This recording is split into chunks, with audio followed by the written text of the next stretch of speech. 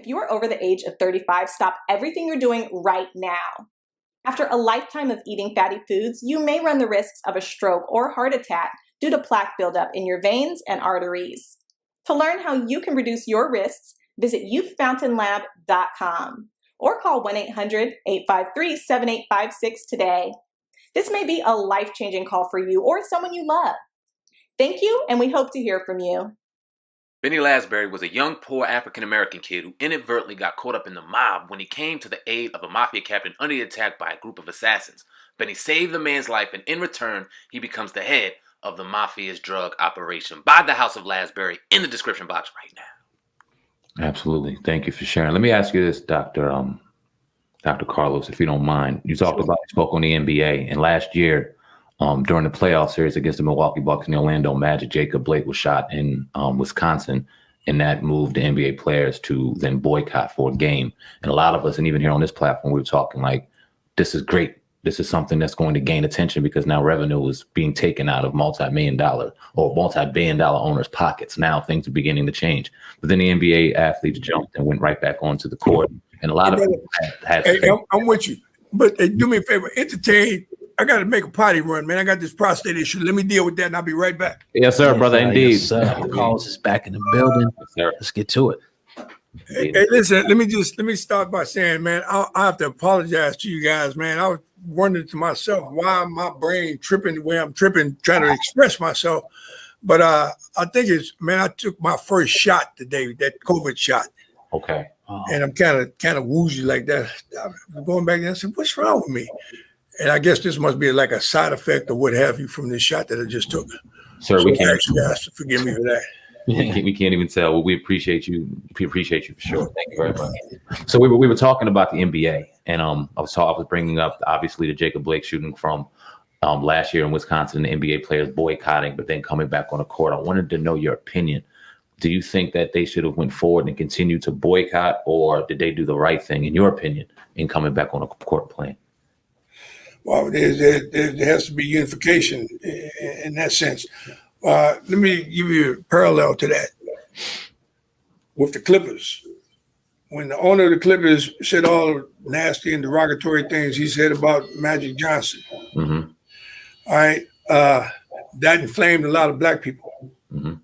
It got to the point where the Clippers were offended, players were offended. The black players on the Clippers team, as well as the coach, was offended, rightfully so.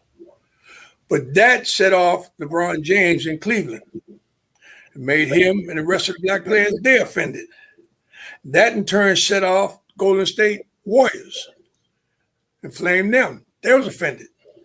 So this is my scenario as to what I feel happened. Okay, I don't have no proof, but this is my scenario. The deal is this. They went to the owner of the Clippers and they told him, said, listen, man, you're going to have to sell the team. And they said, what are you talking about, sell the team?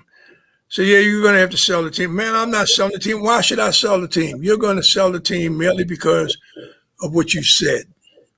And he said, what are you talking about, man? We all said this. We say this every day. Wow. I said, yes, we do. But here's the difference. We said behind the door in the private side, you said it in the public side of the door for the world to hear. You understand? Mm-hmm. So, yes, you're going to sell the team. And what we're going to do, because you're in the club with us, this team was worth $450 million.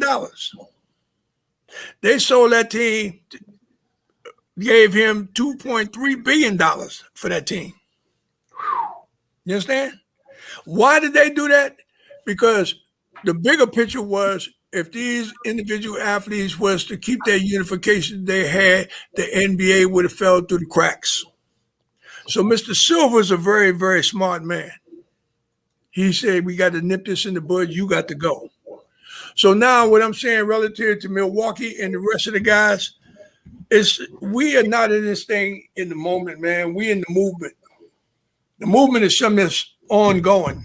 You don't make a statement and then things cool down and then all of a sudden I'm back to the norm. No, you got to stay with it because you're trying to get to the top of the mountain. Only way you're going to get to the top of the mountain, man, you got to look at the egregious things that has happened throughout your history. Understand? Yes, sir. And by doing that, you tell the owner, say, hey, man, we respect you guys. But it looks like in certain instances, you guys never showed no respect to us. And the owners might tell the guys, say, look, man, you know something? We pay you guys handsomely for the job you do. Okay? Yes, you do it. I appreciate that. They say, but when black people get killed in the street, I ain't never seen you get up and make one statement about, your concern about life.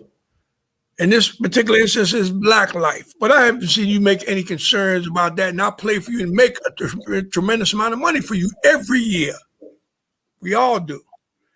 But yeah, I'm the one that paid the check. I'm the one that pay your salary. I'm the one that write that big check for you. But see, what a lot of our young individual athletes don't realize, say, yeah, man, you can tell him in a very quaint sort of way, yes, you are the cow that gives the milk, sir. But realize that I'm the grass that the cow have to eat in order to give the milk. If there's no grass, sir, there's no cow. Now we have an equal understanding as to what one another's job is. But I'm not asking you to be anything less than a humanitarian to be concerned about human life. How could you not be concerned about someone's life being gunned down in the street? How could you tell me that I don't have a right to be concerned about someone's life gunned down in the street, be it white or black or Asian? Yeah. You understand? That's just like the people in the Olympics. No demonstrations.